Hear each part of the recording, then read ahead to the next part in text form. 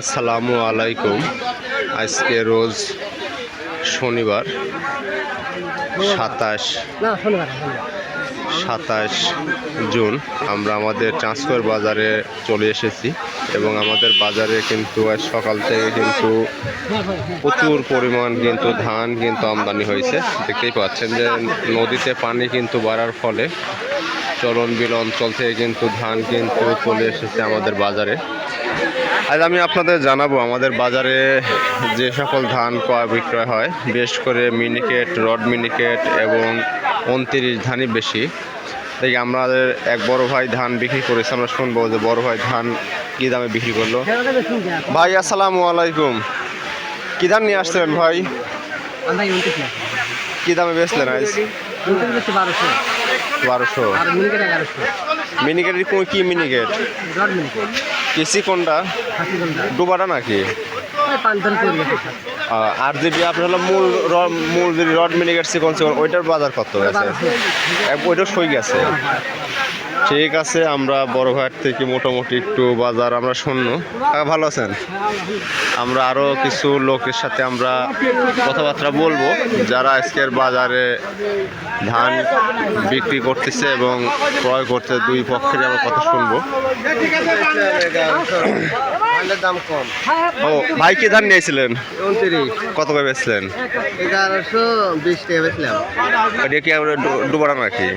সরষের জমি ধান। ও বুঝতে পারি, কালার ডিসকালার আর কি। আর যেটা আপনার হলো একবার চকচক করে 1200 পর্যন্ত যাচ্ছে। 1200 পর্যন্ত হাই লিখছে 70-80, মানে 70-80 থেকে শুরু করে আপনার 1210 পর্যন্ত যদি যায়, যদি ভালো কোয়ালিটি হয়। আচ্ছা, যাই হোক, বাজারের দাম ধানের মানে খরচ হিসাবে ধানের দাম একেবারে কম। বাজারটা আগে ভালো ছিল। হ্যাঁ, মানে তেলের দাম বেশি, সারের দাম বেশি, কিন্তু ধানের দাম নাই। মানুষের পরিবর্তন দরকার। এখন এই পরিবর্তনে আমরা এই যে আমাদের বাজারের সকাল সকালের যে ধানগুলো আমরা আপনাদের দেখাচ্ছি, ফ্রেশ মানের ধান এবং যথেষ্ট পরিষ্কার পরিচ্ছন্ন ধান। এগুলা আমরা আমাদের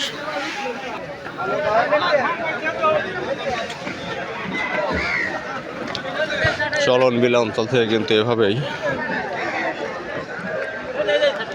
নদী পথে কিন্তু ধান কিন্তু আমাদের বাজারে কিন্তু আসে।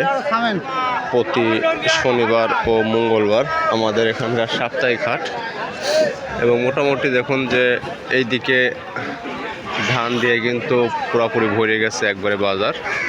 আমদানির দিকে কিন্তু মোটামুটি শতভাগ আমদানি কিন্তু কমপ্লিট হয়েছে আমাদের বাজারে। আমরা আরও কিছু লোকজনের সাথে আমরা কথা বলবো যে আজকের বাজারে আসলে কেমন দাম দর গেল। আমরা আমাদের এইমাত্র এক বড় ভাই পেলাম, বড় ভাই ধান নিয়ে আসছে এবং বেশ করে মিনিকেট ধান নিয়ে আসছে। বড় ভাই আসসালামু আলাইকুম, কি ধান নিয়েছিলেন আজ? মিনিকেট নিয়েছিলেন, নিচে তো সমস্যা নাই। কত করে বেচলেন? 1420। বাজার তো মোটামুটি একটু উঠেছে মনে হচ্ছে। 1370 থেকে 1410 না ভাই? 1420 কিছুটা দাম বাড়েছে বড় ভাই, তাছাড়া তো একবার নিচে নেমে গেছিল আরো। আপনারা কত করে বিক্রি করলেন? ওইটা কি ধান? রড 76 আর 29। আমার তো 76-এর আপনার চাহিদা একটু কম, বুঝছেন? মানে আমার এলাকাতে আপনার বিশেষ করে মিনিকেট, রড মিনিকেট এগুলি বেশি চলে। 76 ধানটা আপনার চলে নওগাঁ, ওই দিয়ে খুব চলে নওগাঁ, তারপর আপনার গাইবান্ধা। হ্যাঁ, এটাই। যাই হোক, এই যে আমরা ভাইয়ের সাথে কিন্তু মোটামুটি কিছুটা আমরা মতামত কিন্তু নিলাম। দেখি আমরা এর পরবর্তীতে আপনাদের আরও কিছু ভাইয়ের সাথে আমরা দেখা সাক্ষাৎ করে কথাবার্তা বলার চেষ্টা করব যারা আজকের বাজারে ধান নিয়ে এসেছে এবং ধান ক্রয় বিক্রয় করছে আর কি।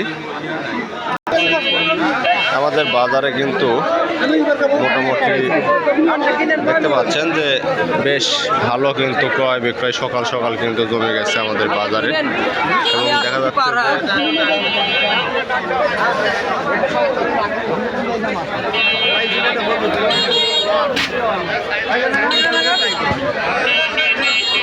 এগুলো পুরোটাই আমাদের ধানের বাজারের ক্রয় বিক্রয় চিত্র। থেকে আমরা একটু রোড সাইডে যাব। রোড সাইডে যাওয়ার আগে আমরা একটা ধানের কোয়ালিটি দেখতেছি 29 ধান। দেখি আমরা রোডের দিকে যাব, যা দেখি যে আমাদের রোডের সাইডে যে ধানগুলো ক্রয় বিক্রয় হচ্ছে এগুলা কেমন দামে ক্রয় বিক্রয় করতেছে।